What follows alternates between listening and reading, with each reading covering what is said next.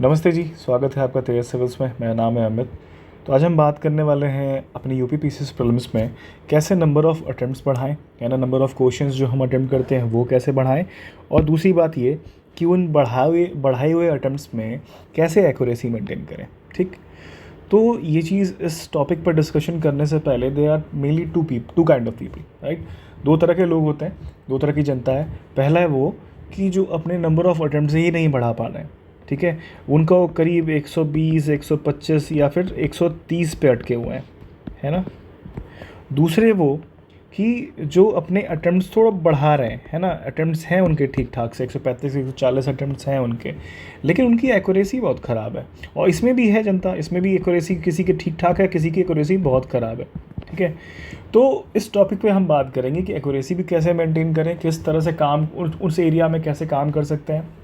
और पहली चीज़ ये कि नंबर ऑफ़ अटेम्प्ट्स बढ़ाने के प्रोसेस क्या होता है। वो एक day in day out process है, एक दिन में नहीं बढ़ता है। कई लोग चाहते हैं कि वो दिनों रात पढ़ाई करते हैं और रात में जब अगले दिन सुबह जब एग्जामिनेशन देने आए तो 135 से 140 अटेम्प्ट करके आ जाए, जो कि नॉर्मल केसेस में नहीं होता है। ढेर सारे सीनियर प्लेयर्स करते हैं, लेकिन जो नए लोग हैं या फिर जिनको 1-2 साल हुआ है उनको एक पैटर्न फॉलो करना चाहिए, उनको एक प्रोसेस फॉलो करना चाहिए। हम आज उस पर बात करेंगे, तो चलिए स्टार्ट करते हैं। अब जैसा कि हम सारे के सारे लोग जानते हैं कि 150 क्वेश्चंस होते हैं प्रीलिम्स में। अब हर साल कुछ ऐसे क्वेश्चंस आते हैं, जैसे ये वाला एरिया जो हमारा है, जो कभी सुना न कभी देखा, उनको क्वेश्चन अटेम्प्ट करना भी बेवकूफ़ी होती है। क्योंकि मेजर केसेस में ऐसा ही होता है कि आप गलत करके चले आते हो, चाहे वो एंशिएंट हिस्ट्री हो, चाहे वो आपका कुछ कुछ लोकेशन का मैप लोकेशंस होते हैं, कुछ कुछ ज्योग्राफी में भी आते हैं। और मेजरली पोर्शन मेरे हिसाब से मेडावल हिस्ट्री का होता है, ठीक। अब क्या है कि उनको हटा दिया जाए तो गेम कहाँ खेला जा रहा है ना, वो ये एरिया है। यानी 135 से 140 क्वेश्चन ही ऐसे क्वेश्चंस होते हैं जहाँ पे अपन लोग को टारगेट करना होता है। हमें वही टारगेट करना है जो कि ईज़िली डूएबल हो, ईज़िली नहीं भी हो लेकिन डूएबल तो हो। हम वहाँ अपना टाइम नहीं ख़राब कर सकते या फिर अपना माथापच्ची नहीं करना हमें, जहाँ पे वो क्वेश्चंस जहाँ हमने कभी पहले देखे भी नहीं हैं, ना सुने हैं, ना पढ़े हैं, बस तुक्का मारने को बैठे हुए हैं कि नहीं किसी भी तरह हमें 140 अटैम्प्ट करके आना है या 145 अटैम्प्ट करके आना है। ये ईगो पे गेम नहीं खेलना होता, पहली बात तो ये। तो हमारा खेल कहाँ पे हो रहा है, 135 से 140 क्वेश्चन में। बाकी 10-12 क्वेश्चन, 15 क्वेश्चन हर साल आएंगे, उनको छोड़ देना है, उसका डिस्कशन नहीं हो रहा है यहाँ पे, ठीक है। चलिए नेक्स्ट स्लाइड चल। अब उनमें से जो 135 से 140 क्वेश्चंस हैं, हम सभी जानते हैं कि 70% क्वेश्चन क्या होता है ना, वो फैक्चुअल है, ठीक है, यूपीपीसीएस में। और जो रेस्ट बचे 30% क्वेश्चन है वो मिक्स ऑफ थिंग्स है। मिक्स ऑफ थिंग्स में ये आता है कि कुछ कंसेप्चुअल होंगे, कुछ असर्शन रीजनिंग पे होंगे, कुछ मल्टीपल स्टेटमेंट क्वेश्चन होंगे, तो वो मिक्स ऑफ थिंग्स में रख देते हैं। लेकिन हमें ये पता है कि 70% या मोर देन 75% भी कह सकता हूँ मैं कि फैक्चुअल क्वेश्चन है, वन लाइनर क्वेश्चन हैं, वन लाइनर चीज़ पर उठ के चली आती हैं। मैं फॉर एग्जाम्पल देता हूँ आपको, एक एग्जाम्पल देता हूँ। जैसे मान लीजिए कोई बच्चा 10th या 12th में क्वेश्चन या फिर अपना एक ऑप्टिक्स का क्वेश्चन चैप्टर पढ़ा है ना, travel of light, total reflection के बारे में पढ़ा वो जाके, और वहाँ पे वो 10th या 12th में उस पर क्वेश्चन लिखने को आया, तो वहाँ वो कॉन्सेप्ट अप्लाई कर रहा होगा, उसके लिए वो कंसेप्चुअल क्वेश्चन है। लेकिन जब हम अपने PYQs को देखते हैं तो हर साल 10 साल इस पे क्वेश्चन आए हुए हैं, टाइप ऑफ लेंसेज पे क्वेश्चन आए हुए हैं, टोटल इंटरनल रिफ्लेक्शन पे क्वेश्चन आए हुए हैं। तो हमारे लिए वो कंसेप्चुअल क्वेश्चन कहीं से भी नहीं है, वो हमारे लिए सीधा रट्टा मारो जिंदाबाद वाला गेम है। क्योंकि हर साल हमें पता है ना आ रहा है कि किस तरह के लेंसेज में कौन सी इमेज फॉर्मेशन होगी, कितना किस जगह पे कौन सी लेंस यूज़ होती है। हाँ ठीक है, कुछ लोग, आप ढेर सारे लोग तो पढ़ेंगे भी नहीं क्योंकि वो 11th 12th में या फिर 10th में पढ़ रखा है उन्होंने, तो अभी उनको दोबारा क्वेश्चन देखने की भी ज़रूरत नहीं क्योंकि उन्होंने एक बार कॉन्सेप्ट क्लियर कर लिया। लेकिन मैं अदरवाइज बोल रहा हूँ तो हमारे लिए तो एनी हाउ फैक्चुअल क्वेश्चन है ना। तो ये चीज़ हो गई, कैटेगराइजेशन हो गई, ठीक। अब अगर हम तुक्कों पर हटा दें, मतलब नंबर ऑफ़ क्वेश्चन जो अटेम्प्ट करते हैं, तो कुछ फैक्टर्स होते हैं जो नंबर ऑफ़ अटेम्प्ट्स को डिसाइड करते हैं। तो पहला है आपका सिलेबस का कवरेज कितना है। आपने सारे सब्जेक्ट्स तो पढ़े हैं ना, पॉलिटी, ज्योग्राफी और हिस्ट्री में ही पूरी ज़िंदगी तो नहीं निकाली हुई है अटेम्प्ट से पहले वाली। या आपने साइंस, आपका इकोनॉमिक्स हो गया, आपका सेंसस हो गया, यूपी स्पेशल हो गया, है ना, इन्वायरमेंट हो गया, इकोलॉजी वाला पार्ट हो गया, कोई साइंस एंड टेक वगैरह पार्ट हो गया, करंट अफेयर में अलग अलग सेगमेंट्स कवर किए हैं कि नहीं किए हैं, ठीक। तो उस पर डिपेंड करता है कि आप कितने नंबर ऑफ़ अटेम्प्ट्स मतलब अटेम्प्ट करने जा रहे हो, नंबर ऑफ़ क्वेश्चन कितने अटेम्प्ट करने जा रहे हो, ठीक है। दूसरी बात आता है कि ये तो ठीक है है ना। ये मान लो मैं पॉलिटी पढ़ तो रहा हूँ सारे चैप्टर्स, ठीक है, क्या मैंने उसके फैक्ट्स को पढ़े हैं कि नहीं पढ़े, यानी मैं ये जानता हूँ कि नहीं जानता हूँ कि यार नंबर ऑफ़ सीट्स कितना डिवाइडेड है, ठीक है, मतलब number of Lok Sabha seats, Rajya Sabha seats की बात कर रहा हूँ मैं, या मैं किसी कमेटी की मेंबर्स के 7-8 कोई मेंबर है, कॉन्स्टिट्यूशनल कमेटी जो मेंबर थे, या फिर कॉन्स्टिट्यूशन फॉर्मेशन की जो कमेटी थी उसमें 7-8 लोग जो मेंबर थे, उनके बारे में मैं फैक्ट्स पढ़ रखे नहीं, क्योंकि end of the day game वही डिसाइड होने वाला है। तो वो चीज़ भी डिसाइड करती है कि हमारा नंबर ऑफ़ अटेम्प्ट्स कितने होने वाले, राइट। अब इतनी इस सब के बाद ये चीज़ें हैं कि एक फैक्टर डिसाइड कर रहा है कि आप वो क्वेश्चन अटेम्प्ट करोगे कि नहीं करोगे, ठीक है। लेकिन अब एक्यूरेसी किससे डिसाइड होती है? एक्यूरेसी इससे डिसाइड होती है कि आप वो फैक्टर्स, जितने भी फैक्ट्स आपने पढ़े थे वो कितने एक्टिवली रिकॉल कर पाते हो, है ना, कितना रीडली रिकॉल, क्वेश्चन देखते आपको रिकॉल हो रहा है कि नहीं हो रहा है, ठीक है। अब ये कंसर्न जो आता है ना, वही कई बार आपके नंबर ऑफ़ अटेम्प्ट्स को भी डिसाइड कर देता है कि आप फैक्ट्स तो, मतलब क्वेश्चन देख के आप ये तो समझ रहे हो कि यार ये पढ़ी हुई चीज़ है, लेकिन वो फैक्ट रिकॉल नहीं हो रहा है, तो कई बार क्या होता है कि वो क्वेश्चन नहीं अटेम्प्ट करते हो आप, क्योंकि आपका फैक्ट रिकॉल नहीं हो रहा था, तो उससे एक्यूरेसी तो आपकी मतलब हैम्पर हो ही रही है, उससे नंबर ऑफ़ अटेम्प्ट्स भी हैम्पर हो रहा है। तो इन दोनों चीज़ों पे काम करने के लिए टेस्ट सीरीज़ बनाई गई, ठीक। अब टेस्ट सीरीज़ का मायने अलग अलग है, कई लोग को लगता है कि वो टेस्ट सीरीज़ लगा के जाएंगे, है ना, और कई लोग, ढेर सारे कोचिंग इंस्टीट्यूट इस चीज़ को पब्लिसाइज भी इस तरह करते हैं कि टेस्ट सीरीज़ लगाओ और वही क्वेश्चन वहाँ आ जाएंगे। ऐसा नहीं होता, मतलब यूपीपीसीएस में क्या है ना यार कि पूर्वावलोकन से क्वेश्चन उठा लो, प्रीवियस ईयर क्वेश्चन उठा दो, पर टेस्ट सीरीज में डाल दो, अगले साल मतलब कुछ कुछ क्वेश्चन आ जाएंगे, है ना, क्वेश्चन पेपर में जो हमें भी पता आने वाले हैं, और फिर उसके बाद वो पब्लिसाइज करते हैं कि हमारे टेस्ट सीरीज से इतने क्वेश्चन आ गए। अगर प्रैक्टिकली देखा जाए तो टेस्ट सीरीज़ के नॉर्मली ऐसा नहीं होता है कि वैसे ही क्वेश्चन उठ के चले आएंगे, कई बार वैसे क्वेश्चन बना भी नहीं पाते हैं टेस्ट सीरीज़ वाले या कोचिंग इंस्टीट्यूट्स वाले, कि आप मतलब एकदम उसी इन्वायरमेंट में क्वेश्चन लगा रहे हो जो आपको रिप्रोड्यूस कर पाओ अपने टेस्ट पेपर में। तो पर्पज़ क्या है टेस्ट सीरीज़ का? यही पर्पज़ है कि आप फैक्ट को कैसे रिकॉल करने के लिए काम कर पाओ, और अपने जो कौन कौन से एरियाज़ हैं जो फैक्ट्स नहीं कवर किए हैं आपने, कौन कौन सा हिस्सा है सिलेबस का जो आप जब क्वेश्चन अटेम्प्ट करने जाते हो आपको रियलाइज़ होता है कि यार ये सब्जेक्ट पढ़ा तो था हमने, लेकिन ये चैप्टर या फिर ये एरिया हम छोड़ दिए, ठीक है। तो उस पर हम एक बार बात करते हैं कि टेस्ट सीरीज़ वाला जो गेम है ना, उसके बारे में क्लैरिटी होना बहुत ज़रूरी है।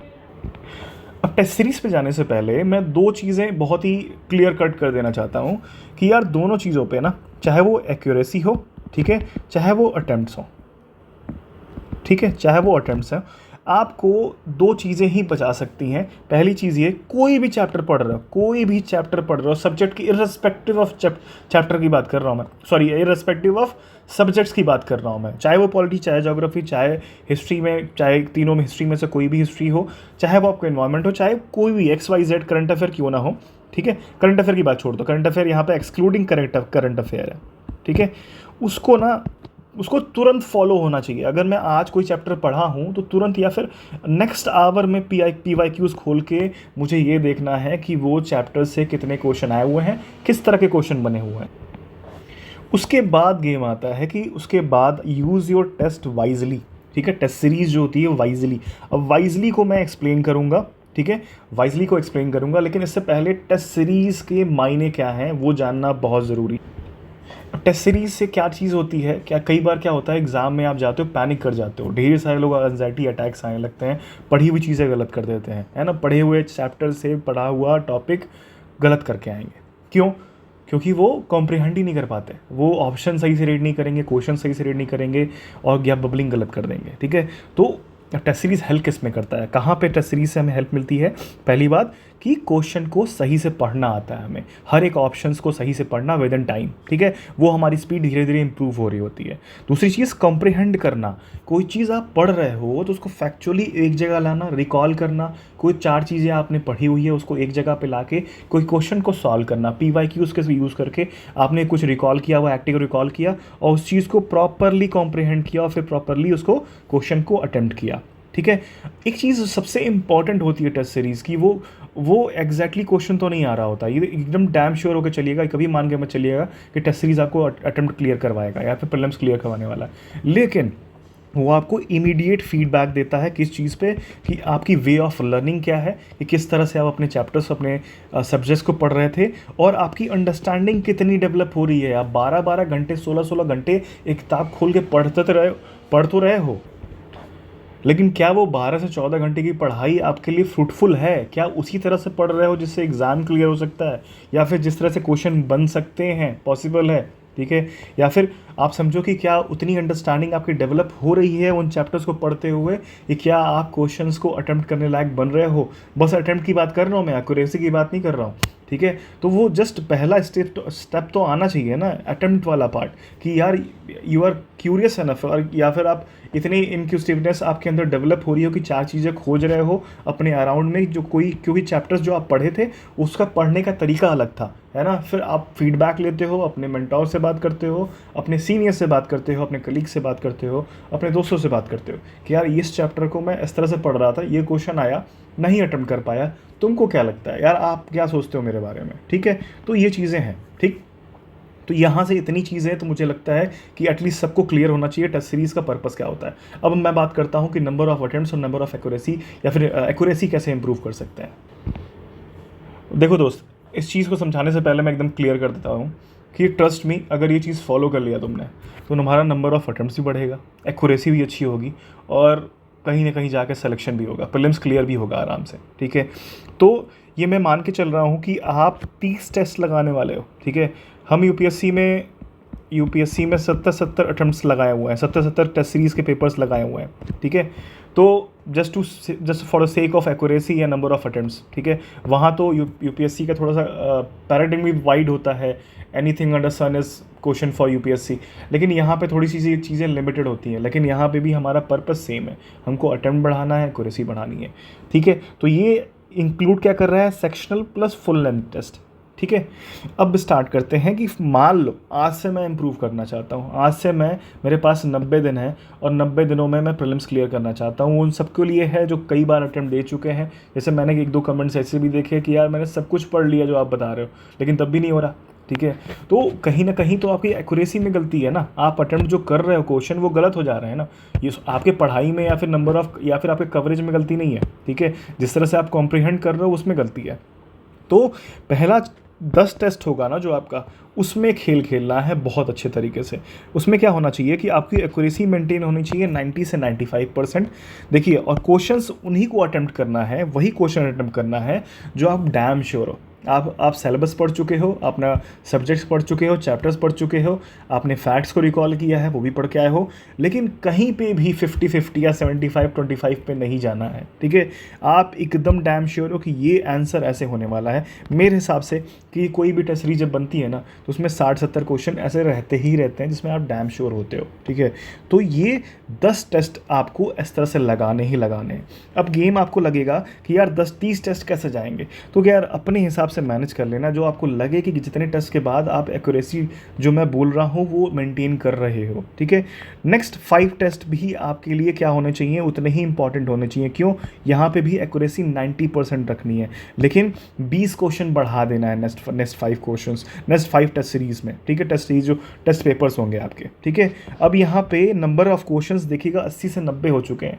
हमें क्लियर कितने करने होते हैं, हमें नंबर ऑफ क्वेश्चन जो एक्यूरेसी मेंटेन करनी है वो करीब करीब हमें 90 से 95 चाहिए, लेकिन हम 95 प्लस मान के चलते हैं, हमें वो चाहिए। अब एनी प्रैक्टिकल सेंस जो हम अटेम्प्ट करके आ रहे हैं वो हमेशा सही तो नहीं होने वाला। ठीक है, तो इसलिए हम काम कर रहे हैं, और जो हम जिन टेस्ट पेपर के बलबूते अपनी एक्यूरेसी बना रहे हैं वो भी वैसे ही पेपर नहीं आने वाला हमेशा। ठीक है, इसलिए हम प्रैक्टिकल सेंस की बात करेंगे। नेक्स्ट 5 टेस्ट में एक्यूरेसी थोड़ा सा और नीचे ले आओ, लेकिन पेपर्स को इंप्रूव कर दो, या नंबर ऑफ क्वेश्चंस को इंप्रूव कर दो, यानी 15 क्वेश्चन और ऐड कर दो। नंबर ऑफ क्वेश्चंस कितने हो गए? 95 से 105 हो गए। ठीक, अब नेक्स्ट 5 वाले की बात कर, नेक्स्ट 5 टेस्ट की बात कर रहा हूँ मैं। इसमें फिर से मैं एक्यूरेसी को 80 से 85 ले आऊँगा। ठीक है, थोड़ा सा कम करूंगा, लेकिन नंबर ऑफ क्वेश्चंस को बढ़ा दूंगा नेक्स्ट 5 टेस्ट में, और इसको ले जाऊंगा 105 से 115। अब अगर यहाँ तक तुम पहुँचते हो, ठीक है, तो यहाँ पे जो है ना, ये जो गेम है 5 टेस्ट का, ये प्लेग्राउंड है आपका। अब उसके बाद आपका गेम है कि आप कितना अटेम्प्ट करना चाहते हो। आप 150 ले जाना चाहते हो, वो इस बीच में वो सारे टेस्ट कवर करते करते आपने सारे पेपर, सारे सब्जेक्ट्स को भी पढ़ लिया, रिवाइज भी कर लिया, फैक्ट्स भी रिकॉल कर लिया। या फिर आप 135 से 140 रहना चाहते हो और एक्यूरेसी को ले आते हो 75 प्लस, ठीक है, 75 प्लस रहते हो और 135 क्वेश्चंस अटेम्प्ट कर रहे हो, 140 क्वेश्चंस अटेम्प्ट कर रहे हो, 75 प्लस आपकी एक्यूरेसी है। और यहाँ पे आने के बाद आपको ये फील नहीं आएगा कि यार कोई क्वेश्चन डर लगेगा, आपको एंजाइटी फील होगी। तो यहाँ पे आप अपने एंजाइटी को भी कॉन्कर कर लोगे और वो ढेर सारे जो इफ़ एंड बट चलता रहता दिमाग में उसको भी कॉन्कर कर लोगे।